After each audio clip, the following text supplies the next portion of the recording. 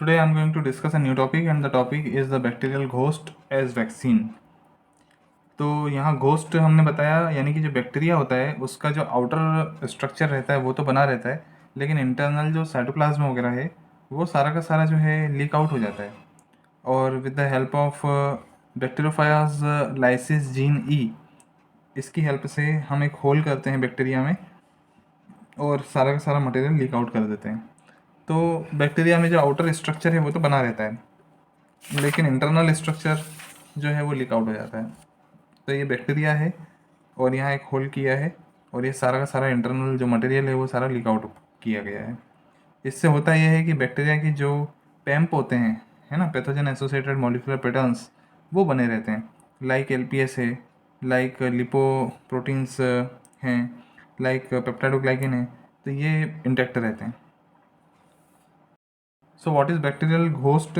They are empty cell envelopes of gram negative bacteria. ये किसके होते हैं? स्पेशली ग्राम नेगेटिव बैक्टीरिया के होते हैं। They have no cytoplasm and no chromosomal और प्लाज्मिड डीएनए। मतलब किसी भी टाइप का डीएनए नहीं होता, ना तो क्रोमोसोमल डीएनए रहता है, ना प्लाज्मिड डीएनए रहता है, ना साइटोप्लाज्म रहता है। But have a conserved cellular morphology and all surface structures, जैसे मैंने अभी आपको बताया। They are constructed using the cloned bacteriophage lysis gene E. तो आपको ये पता है कि बैक्टीरियोफाज में क्या क्वालिटी होती है कि ये किसी भी बैक्टीरिया पर अटैक करते हैं और उसमें अपना जीन भेजते हैं। तो बैक्टीरियोफाज मल्टीप्लाई करता है, मल्टीप्लाई करके वो एक जगह से लाइसिस करता है और उससे बहुत सारे बैक्टीरियोफाज निकलते हैं। तो बैक्टीरियोफाज कैसे लाइसिस करता है? With the help of gene E. तो ये हम जेनेटिकली इंजीनियर्ड जीन ई डाल देते हैं जो कि लाइसिस के लिए रिस्पॉन्सिबल होता है। वो कैसे होता है, इसकी पूरा मैकेनिज्म है, इसको हम बाद में समझेंगे। This protein fuses the inner and outer membrane of Gram negative bacteria to form a transmembrane pore through which the bacterial cytoplasm escapes. तो ये जो लाइसिस जीन ई है, ये बैक्टीरिया के जीनोम में मिक्स कर दिया जाता है और उसके बाद में ये जो जीन ई है इससे ई प्रोटीन बनता है, लाइसिस प्रोटीन बनता है। और वो प्रोटीन के दो यूनिट्स होते हैं, एक एन यूनिट होता है, एक सी यूनिट होता है, यानी कि जो एन टर्मिनल है और एक सी टर्मिनल होता है। एन टर्मिनल बेसिकली बैक्टीरिया की सेल वॉल के अंदर एडर हो जाता है, सॉरी साइटोप्लाज्म में, सॉरी जो जो सेल मेम्ब्रेन है उस पर एडर हो जाता है, और जो सी पोर्शन होता है वो साइटोप्लाज्म के अंदर ही बना रहता है। फिर बाद में जैसे ही पोर बनाते हैं, तब पोर बनाने के टाइम पे वो जो सी टर्मिनल होता है वो भी जाकर के एडर होने लगता है साइटोप्लाज्मिक मेम्ब्रेन से, और ऐसे करके जो परमेबिलिटी है वो चेंज होती है और उस जगह जहाँ पर वो एडर हुआ होता है जीन ई का प्रोटीन, वहाँ पे लाइसिस होकर पोर बन जाता है। तो ये प्रोटीन फ्यूज होता है inner and outer membrane of Gram negative bacteria के और टू फॉर्म ट्रांस मेम्ब्रेन पोर। तो ये जो पोर बनता है ये साइटोप्लाज्मिक मेम्ब्रेन में एक ट्रांस मेम्ब्रेन पोर बनता है और जिससे बैक्टीरियल साइटोप्लाज्म सारा का सारा एस्केप हो जाता है। For safety reason any remaining DNA जो भी अंदर इसमें होगा, बैक्टीरियल घोस्ट के अंदर इसमें जो भी डीएनए बचा होगा अंदर की तरफ, उसको न्यूक्लियस एंजाइम डाल करके वॉश किया जाता है और न्यूक्लियस से डिस्ट्रॉय कर दिया जाता है। तो इस टाइप से ये जो घोस्ट है इसमें किसी भी टाइप की कोई जेनेटिक इन्फॉर्मेशन नहीं बचती है।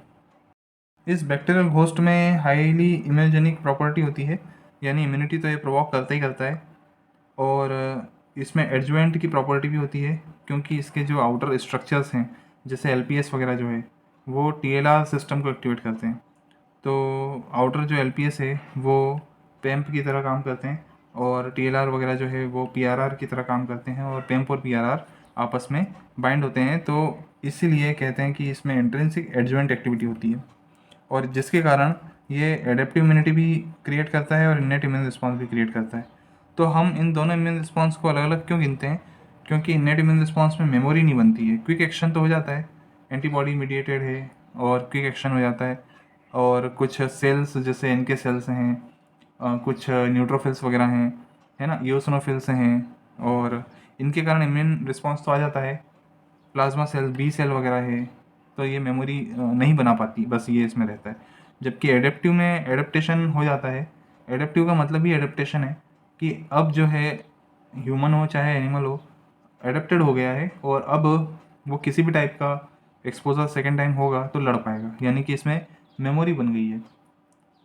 तो दोनों टाइप की इम्यून रिस्पॉन्स क्रिएट होते हैं बैक्टीरियल होस्ट सिस्टम में, जो कि बहुत ही इंपॉर्टेंट है। लायोफिलाइज्ड कंडीशन में ये बहुत ही स्टेबल रहते हैं, इनको रखा जा सकता है। लायोफिलाइजेशन एक पाउडर फॉर्मेशन होता है, हम इनको सूखा सूखा के पाउडर फॉर्म में कन्वर्ट कर देते हैं।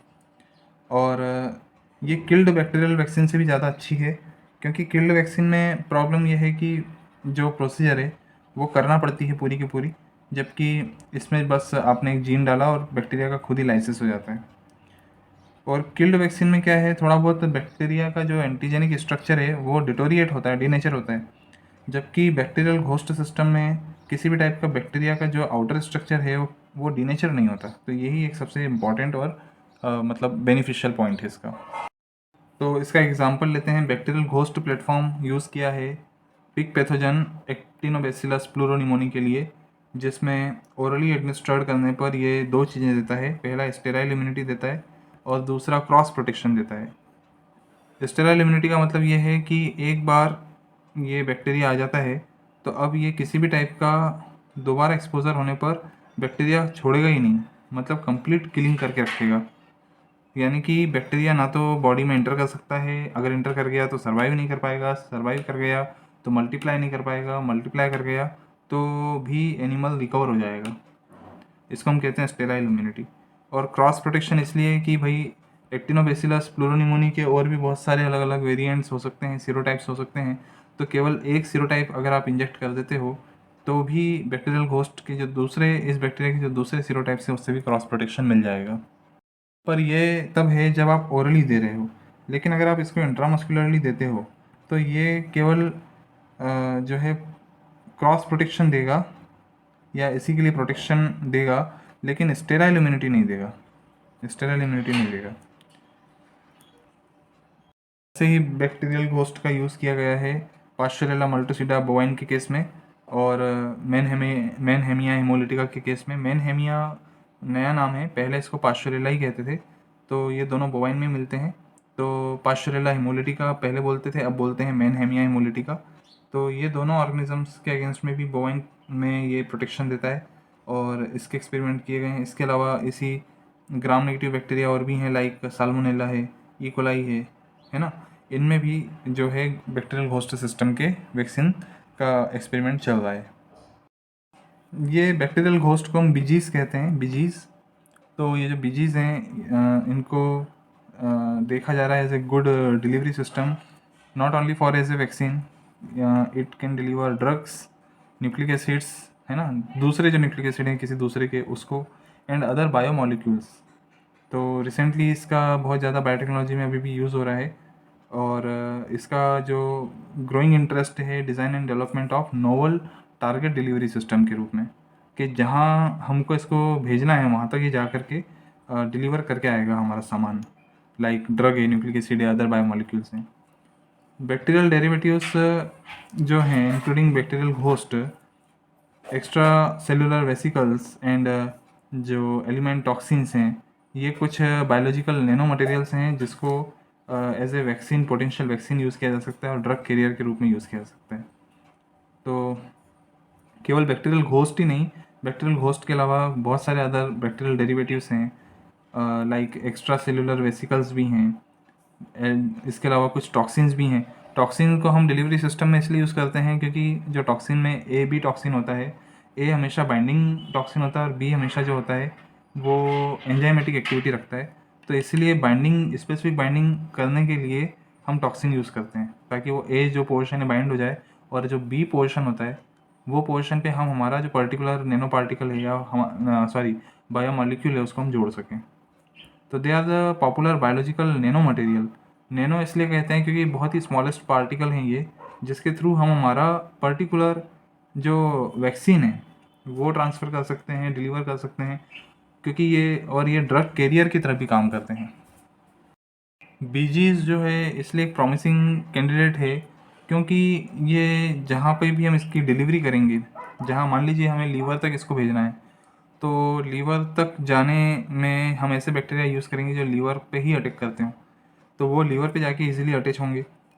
तो इसलिए प्रॉमिसिंग है क्योंकि वहाँ पे अच्छे से अटैच हो सकते हैं। दूसरा ये है कि जो टारगेट टिश्यू है वहाँ तक जा सकते हैं। तीसरा ये है कि ये काफ़ी इम्यूनोजेनिसिटी को इन्हांस कर देते हैं, क्योंकि मैंने आपको बताया कि ये जो पैम्प है ये पीआरआर जो टीएलआर वगैरह है उसको एक्टिवेट करते हैं, तो इम्यूनोजेनिसिटी को भी इन्हांस करते हैं एज ए वैक्सीन। और इसमें गुड लोडिंग कैपेसिटी होती है, तो ये बहुत ही इंपॉर्टेंट है। तो इसमें आपको ये ध्यान रखना है कि इसमें कितने मतलब अगर आप जो भी मटेरियल इसमें डाल रहे हो नैनो मटेरियल, वो इसके अंदर आ जाए। तो ये एक अच्छा कवर है जिसमें लोडिंग कैपेसिटी बहुत अच्छी होती है। तो ये कितनी होती है इसको भी हम आगे समझेंगे। इसकी लोडिंग कैपेसिटी अच्छी होने के कारण इसको इमोबिलाइज एंजाइम्स टेक्नोलॉजी में भी यूज़ करते हैं, जिसमें इसके अंदर हम पर्टिकुलरली मान लीजिए कोई चाइल्ड है, उसमें कोई पर्टिकुलर एंजाइम डेफिशिएंसी है, तो हम इसके अंदर उस एंजाइम को डाल करके इसको इंजेक्ट कर देंगे तो वो एंजाइम उस चाइल्ड को मिल जाएगा। एग्रीकल्चर है, मेडिसिन सेक्टर है, इन सब में भी जो है बीजीज का यूज़ होता है।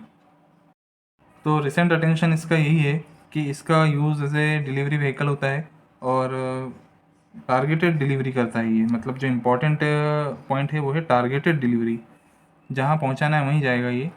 और ये करता है टारगेटेड डिलीवरी ऑफ बायोमॉलिक्यूल्स। तो ये बहुत ही इम्पोर्टेंट फ्यूचर प्रॉस्पेक्ट इसका।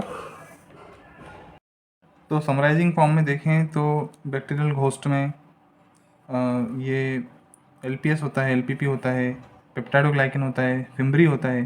तो ये सभी जो हैं they are the potent immunogenic factors हैं और ये अट्रैक्ट करते हैं एंटीजन प्रेजेंटिंग सेल्स को। साथ में डेंड्राइटिक सेल्स जो हैं इसका एग्जांपल है, इसको भी अट्रैक्ट करते हैं। ये इन्नेट इम्यून सिस्टम और एडेप्टिव तो एक्टिवेट करते ही हैं। एडेप्टिव में भी ये जो है ह्यूमरल और सीएमआई दोनों ही रिस्पॉन्स है ना, दोनों ही रिस्पॉन्स क्रिएट करते हैं। और इनको अब जो है अब एज अ डिलीवरी व्हीकल देखा जाता है कि न्यूक्लिक एसिड या प्रोटीन है, केमिकल ड्रग्स वगैरह का डिलीवरी करते हैं। करंटली जो एक्सप्रेशन ऑफ जीन ई है वो सक्सेसफुली ग्राम नेगेटिव बैक्टीरिया की स्ट्रेंस में अप्लाई की जा रही है, जैसे साल्मोनेला टाइफीमेरियम में, साल्मोनेला एंटेराइडिस में, विब्रियो कोलेरी में, देन पैक्टोबैक्टीरियम साइप्रीपेडी में, हेलिकोबैक्टर पाइलोरी में, देन एक्टिनोबैसिलस प्लूरोनिमोनी में, एंड हीमोफिलस इन्फ्लुएंजी में, पास्चरेला मल्टोसिडा में, ब्रूसेला में, देन एरोमोनास हाइड्रोफिला में। तो ये जो जीन ई लाइसिस सिस्टम है ये एक्चुअल में बैक्टीरियोफाज का जीन है जो इसमें डाला जाता है। लेकिन इसको डालने पर होता क्या है वैसे तो कि ई प्रोटीन बनता है और ये ई प्रोटीन जो होता है वो ग्राम नेगेटिव बैक्टीरिया की सेल मेम्ब्रेन पर अटैक करता है और होल बनाता है। पर इस ई जीन को डालने के भी बहुत सारे चैलेंजेस हैं। पहला चैलेंज तो ये है कि अगर आप प्लाज्मिड के थ्रू इसको डालते हैं तो बहुत सारे ग्राम नेगेटिव बैक्टीरिया प्लाज्मिड को लेते नहीं हैं। तो दूसरा ये है कि प्लाज्मिड का डिस्ट्रीब्यूशन सभी बैक्टीरिया में एक जैसा नहीं रहता। तो ड्यूरिंग सेल डिवीज़न या बैक्टीरियल डिवीज़न जो होता है प्लाज्मिड का लॉस हो जाता है। तो उसके कारण जो है there is a need to determine whether the gene E can be cloned into the bacterial genome. तो किस बैक्टीरिया में जीन ई गया और किस में नहीं गया, ये प्रॉब्लम आती है। सेकेंड प्रॉब्लम ये है कि कितनी बार ऐसा रहता है कि जो हम बीजी प्रिपेयर करते हैं उसमें हमें एंटीबायोटिक रेजिस्टेंट जीन डालना पड़ता है alongside of lysis gene E. तो जीन ई के साथ हम एंटीबायोटिक रेजिस्टेंट जीन डालते हैं। एंटीबायोटिक रेजिस्टेंट जीन किसी बैक्टीरिया में, ग्राम नेगेटिव बैक्टीरिया में जाने से लेटरली क्या होता है कि वो बाकी अदर बैक्टीरिया में भी ट्रांसफ़र होता है। और ये किस मेथड से ट्रांसफ़र होता है, लेटरली होता है। मतलब जो बाइनरी फ्यूज़न है वगैरह उससे नहीं होता, पर ये जो प्लाज्मिड रहते हैं ये लेटरली ट्रांसफ़र हो जाते हैं from one bacteria to other bacteria. तो ऐसे में जो पॉपुलेशन हम चाहते हैं बैक्टीरिया की नॉर्मल रहे वो भी एक्चुअल में एंटीबायोटिक रेजिस्टेंट हो जाती है। तो हम एक तरह से खुद ही AMR क्रिएट कर रहे हैं, यानी एंटीबायोटिक रेजिस्टेंस क्रिएट कर रहे हैं। स्पेशली एक चीज़ और होती है कि कुछ बैक्टीरिया जैसे इकोलाई वगैरह है ये केवल लाइटिक रेजिस्टेंट मतलब जीन ई बेस्ड नहीं होते हैं। जीन ई बेस्ड इनमें लाइसिस नहीं होता है, तो ये लाइटिक रेजिस्टेंट म्यूटेंट होते हैं। मतलब इनको रप्चर कर पाना केवल जीन ई मेथड से इतना आसान नहीं होता है, इसलिए इनको हम कहते हैं लाइटिक रेजिस्टेंट म्यूटेंट। तो ऐसे में ई कोलाई में जब हम प्लाज्मिड डालते हैं हिस्सा जिसमें जीन ओ ई हो तो उसके साथ में हमें डबल जीन डालना पड़ता है। इसको हम कहते हैं डबल जीन इनएक्टिवेशन। और डबल जीन इनएक्टिवेशन हम करते हैं with the help of gene E और साथ में एक जीन रखते हैं, इसको हम SNUC कहते हैं, SNUC। तो 2 रखने पड़ते हैं, तब जाकर के ई कोलाई में रप्चर होता है और लाइसिस होता है। और इसके अलावा फिर अगर ऐसा है तो फिर हमको जीन ई की बजाय दूसरे जीन्स भी रखना होते हैं जो कि बीजी को लाइसिस कर पाएँ। तो जीन ई के अलावा अदर जीन्स का भी यूज़ किया जाता है फॉर लाइसिस ऑफ बीजीज़। तो ग्राम नेगेटिव बैक्टीरियल लाइसिस की और भी टेक्निक्स हैं, लाइक स्यूडोमोनास पुटिडा बेस्ड बीजीज जो होते हैं उसमें हम क्लोनिंग करते हैं हेट्रोलॉगस जीन ई फ्यूज़न प्रोटीन्स का। तो उसके कारण जो GEF प्रोटीन है इसका क्लोनिंग करने से स्यूडोमोनास पुटिडा में बीजी बनता है। और ऐसे ही बीजी बनाने के लिए क्लोनिंग प्लाज्मिड है जिसको PKDAL02 कहते हैं, PDKL02।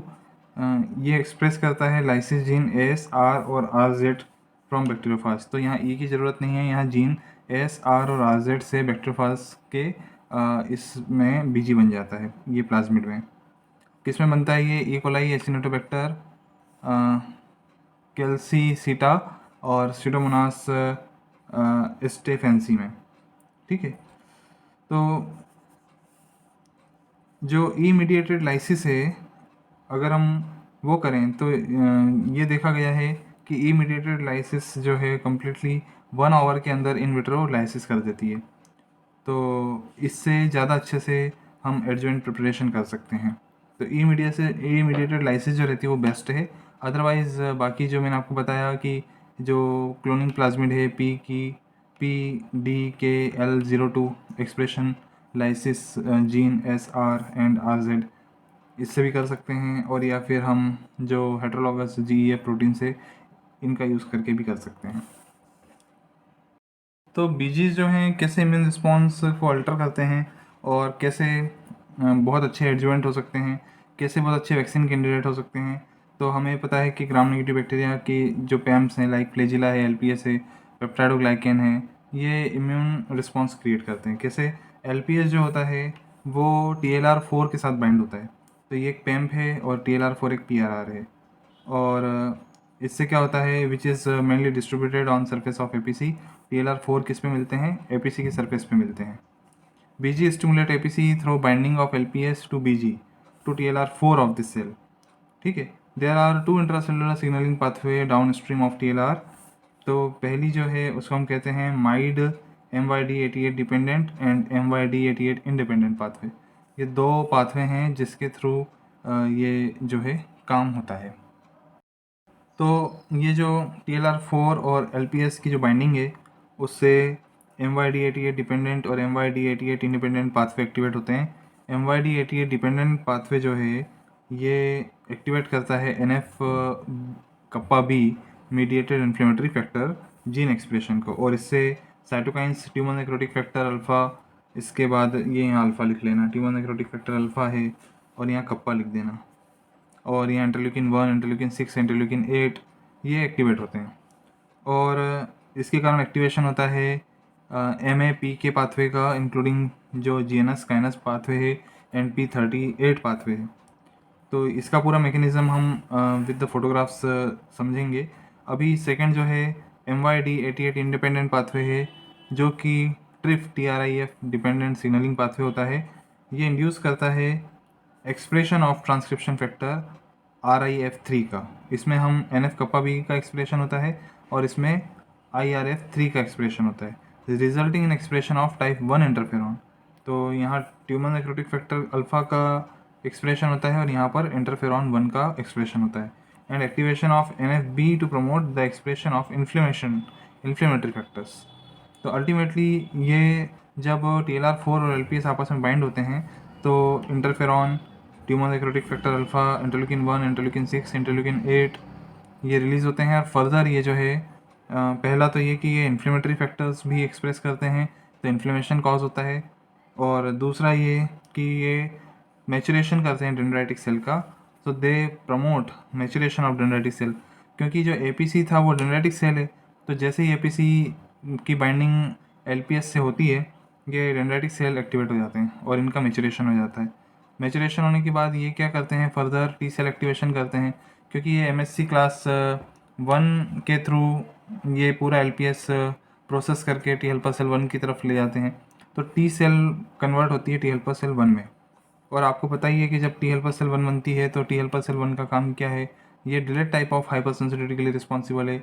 इंटरल्यूकिन 12 से एक्टिवेट होता है, इंटरल्यूकिन 2 को रिलीज़ करता है, ट्यूमर नेक्रोटिक फैक्टर अल्फ़ा और इंटरफेरॉन्स वगैरह जो है ये रिलीज़ करता है। तो ऐसे में एलपीएस मीडिएटेड जो बीजी रहते हैं वो इनेट and adaptive immune response create करते हैं। दूसरा स्ट्रक्चर होता है फ्लैजिला। तो ये फ्लैजिलिन प्रोटीन्स का बना होता है। बीजी में ये जो फ्लैजिला है ये पैम्प है और ये बाइंड होता है पीआरआर से, यानी कि TLR5 से, और इसके अलावा ये नोड लाइक रिसेप्टर के साथ भी बाइंड होता है।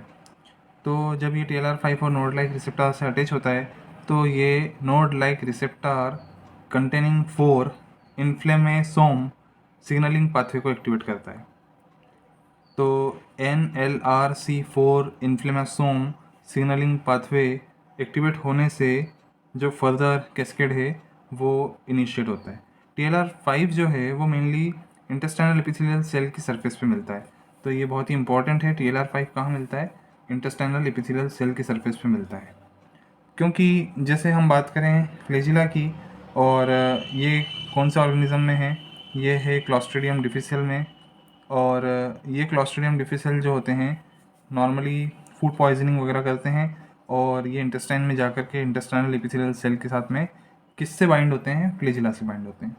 और जब फ्लैजिला से बाइंड होते हैं तो फर्दर ये जो है इन्फ्लेमेशन कॉज करते हैं। तो जो TLR5 है, ये TLR5 जब फ्लैजिला के साथ बाइंड होता है तो ये MYD88 डिपेंडेंट सिग्नलिंग पाथवे को एक्टिवेट करता है, और साथ में NLRC4 इन्फ्लामासोम सिग्नलिंग पाथवे को भी एक्टिवेट करता है। और इसके इंड्यूस होने से होता क्या है, there is recruitment of caspase 1 upon detecting flagellin in the cytoplasm. तो कैस्पास 1 का एक्टिवेशन होता है। कैस्पास 1 जब एक्टिवेट होता है तो क्या करता है, वो हाइड्रोलाइज करता है, स्टिमुलेट करता है एंड इंड्यूस करता है the maturation and release of pro interleukin 18 and pro interleukin 1 to participate in the immune response. तो फर्दर ये है कि जैसे फ्लैजिला, मतलब शॉर्ट समराइजिंग फॉर्म में, कि जब बाइंड होता है TLR5 से तो इंटरल्यूकिन 18 और इंटरल्यूकिन 1 सिक्रेट करता है वो पर्टिकुलर सेल। नाउ अब हम पेप्टाइडोग्लाइकिन की बात करते हैं। तो पेप्टाइडोग्लाइकिन जो है वो टोल लाइक रिसेप्टर 2 के साथ बाइंड होता है और नोड लाइक रिसेप्टर 1 एंड 2 के साथ बाइंड होता है। तो टोल लाइक रिसेप्टर 1 के साथ भी ये बाइंड होता है। अब करता क्या है, जब ये टोल लाइक रिसेप्टर 2 के साथ बाइंड होता है तो लाइसोजाइम सीक्रेट्स होते हैं फ्रॉम एपिडर्मल सेल्स, और टोल लाइक रिसेप्टर 2 कहाँ प्रेजेंट होते हैं, मैक्रोफेजेस में और डेंड्राइटिक सेल्स में।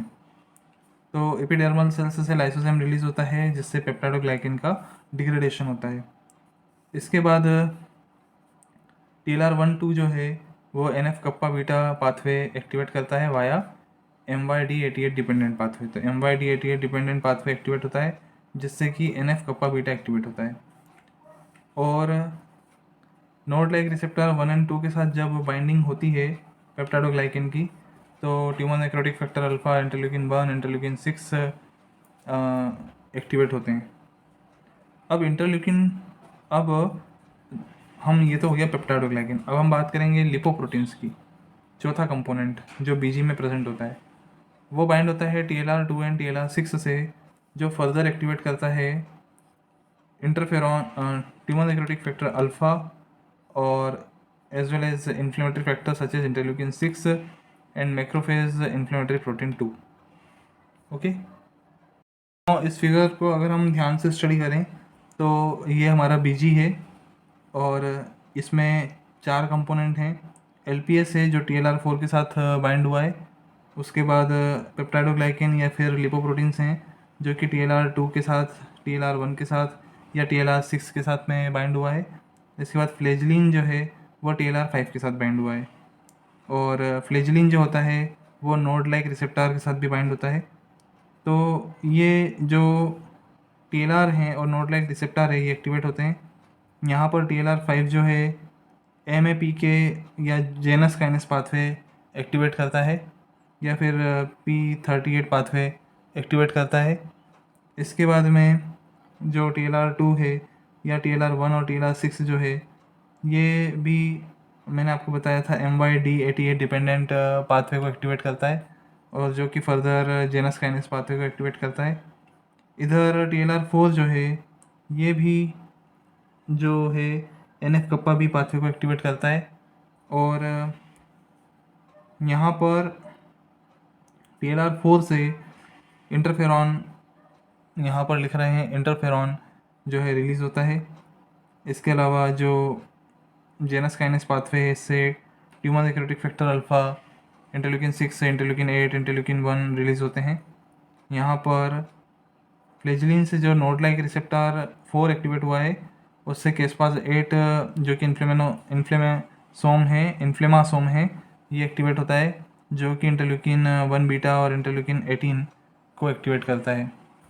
तो फर्दर ये जो सेल है APC, ये APC से इन्फ्लेमेशन रेगुलेट होता है।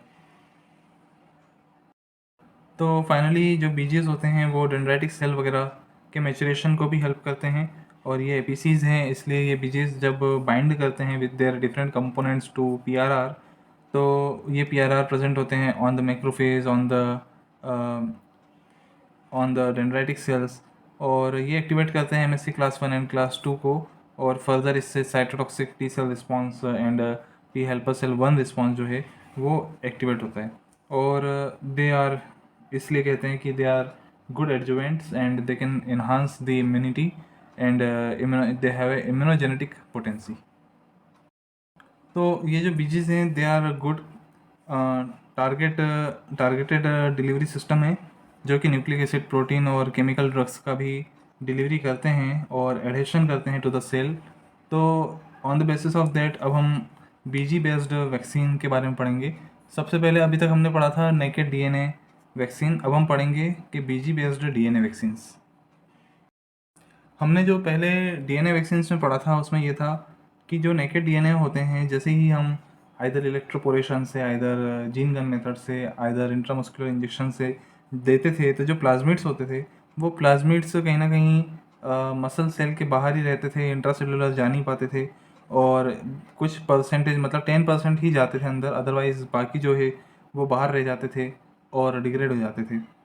दूसरा ये है कि अगर हम सबकट भी देते थे तो जो डेंड्राइटिक सेल्स इन नेकेड DNA को लेती थी वो परसेंटेज बहुत कम होता था, और फर्दर बहुत सारे नेकेड DNA जो होते थे वो डिग्रेड हो जाते थे।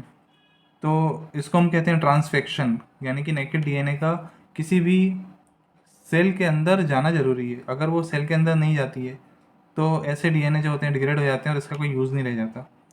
तो यहाँ पर अगर हम इस नेकेड DNA के डिस्ट्रक्शन को रोक सकें, ऐसी कोई मेथड हो तो बहुत अच्छा है। दूसरा यह है कि केवल नेकेड DNA बहुत ज़्यादा इम्यूनोजेनिक नहीं होते, तो they are very weak immunogenic. तो इसके लिए क्या किया, इनको एडजुवेंटेड करना पड़ता है। पहले इसको एलम से एडजुवेंटेड किया गया, लेकिन फिर भी इसका इतना स्ट्रॉन्ग इम्यून रिस्पॉन्स नहीं आता था।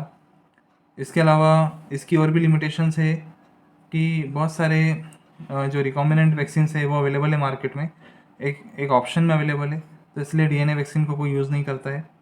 तीसरा ये है कि जो करंटली बहुत सारे वायरसेस हैं, influenza virus, adeno virus, polio virus, fungi में सेक्रोमाइसिस, बेसिलस में बेसिलस कालमेटगोरिन है, ये कॉमनली इनके DNA यूज़ होते हैं, पर इनके लिए कोई इफ़िशिएंट अभी तक कैरियर नहीं है जो इनको कैरी कर सके। तो इसीलिए ओवरऑल ये सब चीज़ें देख करके साइंटिस्ट लोग जो है bacterial ghost based platform use कर रहे हैं फॉर टारगेटेड डिलीवरी व्हीकल के रूप में, क्योंकि जो बीजी बेस्ड वैक्सीन है वो बहुत अच्छे मतलब ये कि स्ट्रॉन्ग एडजुवेंट की तरह काम करता है।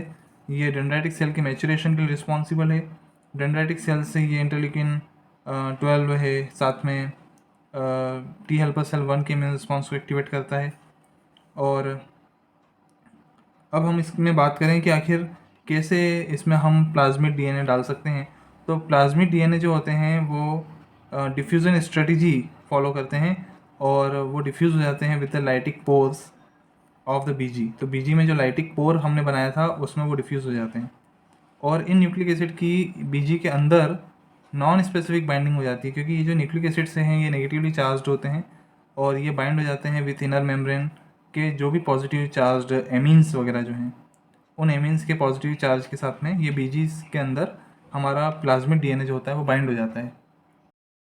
ये देखा गया है कि एक बीजी में लगभग 4000 से 5000 कॉपीज़ ऑफ प्लाज्मिड डीएनए आती है और एक्चुअल में जो बीजी है उसका साइज़ भी अलग अलग होता है, क्योंकि हर ग्राम नेगेटिव ऑर्गेनिज्म का साइज़ भी अलग अलग होता है। तो उसके अकॉर्डिंग हम कैलकुलेट एग्जैक्ट नहीं कर सकते कि कितना अमाउंट ऑफ प्लाज्मिड जो होगा वो जाएगा। तो ऑन एन एवरेज, और दूसरी बात ये कि जो प्लाज्मिड का साइज़ होता है वो भी लार्ज साइज़ प्लाज्मिड से मीडियम साइज़ प्लाज्मिड दोनों टाइप के होते हैं। तो अल्टीमेटली जो बीजीज होते हैं वो they are feasible for nucleic acid delivery. अब जो बीजीज हैं वो एक एग्जांपल ये है कि जैसे क्लेमाइडिया सिटेसी इन्फेक्शन की कंडीशन में बीजी का यूज़ किया गया, इसके जो क्लेमाइडिया सिटेसी के जो डीएनए वैक्सीन हैं उसको प्रिपेयर किया गया और बीजी में डिलीवर किया गया। BG based DNA vaccine stronger humoral immunity provide करती है और आईजीजी, स्पेशली आईजीजी का अप रेगुलेशन करती है। और अगर तो ये तो एचएमआई की बात हो गई, अगर सीएमआई की बात करें तो टी हेल्पर सेल 1 का अप रेगुलेशन करती है। तो टी हेल्पर सेल 1 के अप रेगुलेशन से जो delayed type of hyper sensitivity है साथ में मैक्रोफेज का इंडक्शन है वो होता है। और कुछ साइंटिस्ट लोगों ने ये देखा कि साल्मोनेला की जो बीजी हैं उसका यूज़ नाइसीरिया गोनोरिया की डीएनए वैक्सीन को डिलीवरी करने में यूज़ किया गया है। तो अभी तक की हुई रिसर्च से ये पता चलता है कि बीजी बेस्ड डीएनए वैक्सीन डिलीवरी जो होती है उससे लिम्फोसाइट प्रोलिफरेशन बढ़ता है और उससे स्ट्रॉन्गर ह्यूमरल इम्यूनिटी यानी कि आईजी अप रेगुलेशन होता है, सेल मेडिएटेड इम्यूनिटी भी बढ़ती है। इसके साथ में डेंड्राइटिक सेल का मैचुरेशन जो होता है वो एक्टिवेट होता है। साथ ही उसमें जो को स्टिमुलेटरी मॉलिक्यूल्स हैं डेंड्राइटिक सेल के CD80, CD86, CD40 है ना, MSC क्लास सेकंड मॉलिक्यूल्स, इनका भी अप रेगुलेशन होता है। तो अल्टीमेटली जो बीजी बेस्ड वैक्सीन है वो स्ट्रॉन्गर इम्यून रिस्पॉन्स प्रोवाइड करती है rather than naked DNA vaccines. Now अब हम बात करेंगे प्रोटीन एंटीजन वैक्सीन के बारे में, जिसमें बीजी सर्व्स एज ए कैरियर। और इसमें 4 कंडीशंस बन सकती हैं कि मल्टीपल एपिटोप्स जेनेटिकली इंजीनियर्ड करके हम बीजी के ऊपर लगा सकते हैं। दूसरा ये कंडीशन हो सकता है कि इन द पेरीप्लाज्मिक स्पेस ये जो एंटीजन होते हैं इसको हम लगा सकते हैं। नेक्स्ट है जो एंडो मेम्ब्रेन प्रोटीन्स हैं जो इंटरनली एडर हो सकते हैं उसको हम लगा सकते हैं और ये नॉन स्पेसिफिक बाइंडिंग रहती है। यहाँ हम स्पेसिफिक बाइंडिंग कराते हैं, इसमें हम क्या करते हैं इंटरनल मेम्ब्रेन को हम स्ट्रेप्टाविडिन कोटेड करते हैं और जो हमारा एंटीजन रहता है वो थैलेटेड विद बायोटीन रहता है। टारगेट प्रोटीन इज़ थैलेटेड विद बायोटीन, तो हमारा जो टारगेट प्रोटीन रहता है वो बायोटीन रिलेटेड रहता है। इसके बाद में ये जो डी वाली कंडीशन है इसमें बीजी को हम इनकैप्सुलेटेड करते हैं विथ मेम्ब्रेन वेसिकल। तो ये एक मेम्ब्रेन के साथ में मेम्ब्रेन वेसिकल से इनकैप्सुलेटेड रहता है जिससे प्रोटीन जो है निकलता नहीं है यहाँ से।